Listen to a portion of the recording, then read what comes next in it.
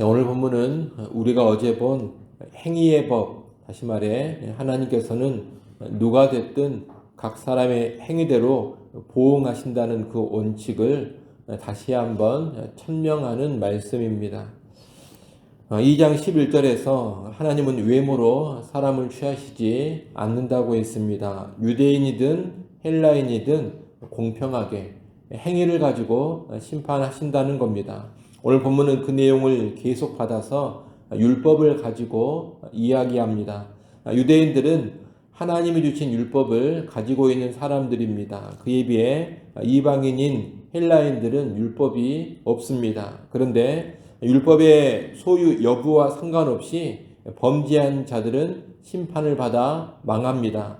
율법 없이 범죄한 자는 율법이 없이 망할 겁니다. 그리고 율법이 있고 범죄한 자는 율법으로 말미암아 심판을 받으며 망할 겁니다. 13절은 율법 아래에 있는 유대인들을 향해서 하는 말입니다. 의인, 곧 하나님과 바른 관계에 있는 언약 백성은 단순히 율법을 듣기만 하는 자가 아닙니다. 율법을 행하는 자가 의인입니다. 율법이 중심이 되는 언약 안에서 율법의 명령을 신실하게 지켜야지만 하나님 앞에서 의롭다 하심을 얻는 겁니다. 14절, 15절은 율법이 없는 이방인들에 관하여서 하는 말입니다. 이방인은 율법이 없다 하더라도 그들의 본성, 다시 말하면 양심을 통해 그들이 마땅히 행해야 할 선을 알 수 있습니다. 만약 율법 없이도 본성으로 율법이 요구하는 선을 행한다면 이 사람은 율법이 없지만 자기가 자기에게 율법이 되는 겁니다.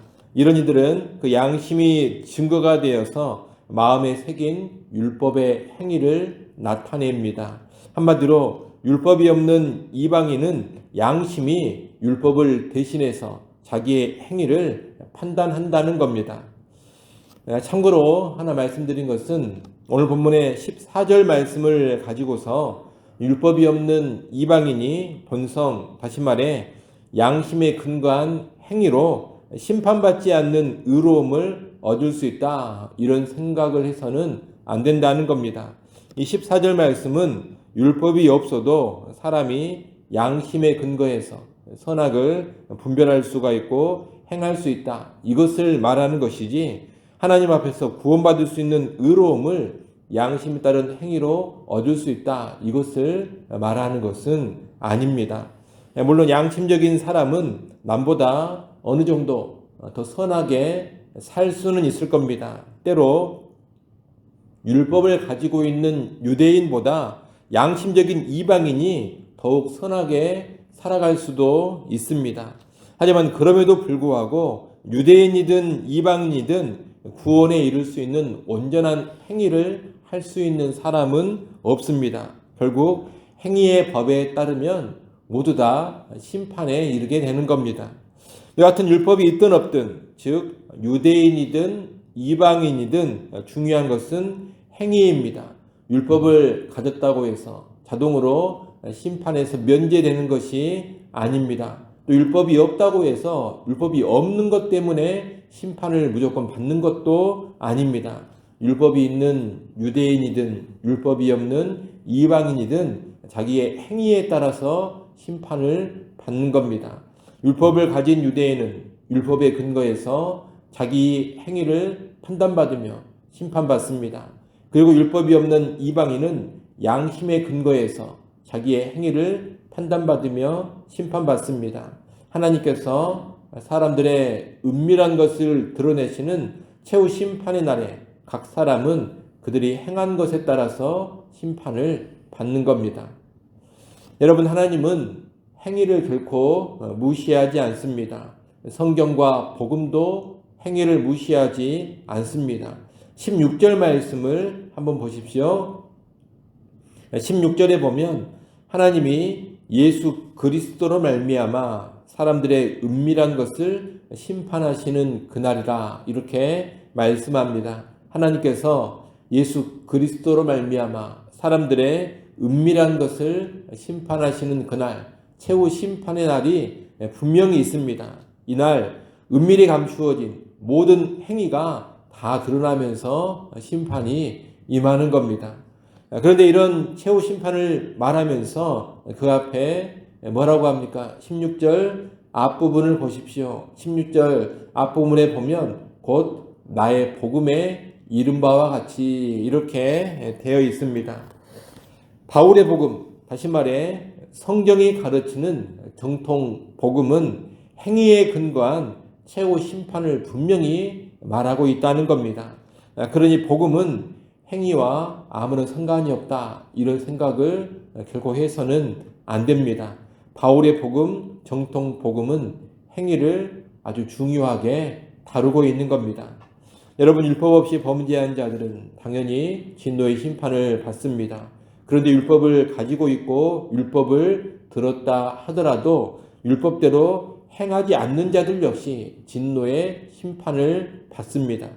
마찬가지로 오늘날 교회 다니지 않고 예수도 안 믿고 성경도 모르고 당연히 말씀에 순종하지 않는 자들, 그들은 마땅히 하나님의 진노의 심판을 받을 겁니다. 아울러 교회에 다니고 예수를 믿는다고 입술로 고백하고 성경도 알고 성경의 말씀도 듣고 성경을 배웠다 하더라도 그 말씀대로 순종을 하지 않는다면, 순종의 열매가 없다면 그 사람 역시 심판을 받습니다.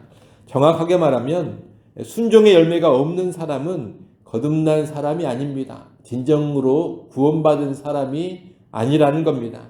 거듭난 사람은 반드시 순종의 열매를 맺는 겁니다. 진정으로 예수 믿고 거듭난 사람들, 참으로 구원받은 사람들은 행함이 있습니다. 그래서 복음에 이른 바와 같이 하나님께서 예수 그리스도로 말미암아 사람들의 은밀한 것을 심판하시는 그날에 그들의 행위로 믿음을 입증받으면서 구원의 반열에 서는 겁니다. 이를 명심하시고 바른 복음, 참된 복음 안에 제대로 거해서 행함의 열매, 순종의 열매를 꼭 맺는 우리 모두가 될 수 있기를 간절히 소원합니다. 기도합니다. 하나님 아버지, 하나님께서 사람들의 은밀한 것을 다 드러내 심판하시는 그날 행위에 따라 심판이 이루어짐을 우리가 기억하게 하여 주옵소서. 또한 그것이 바울의 복음, 성경의 복음이 가르치는 바임을 잘 알게 하여 주시옵소서. 아버지 하나님, 우리가 이를 명심하면서 우리의 삶을 잘 돌아보게 하시고 우리의 행함을 잘 살피게 하여 주옵소서.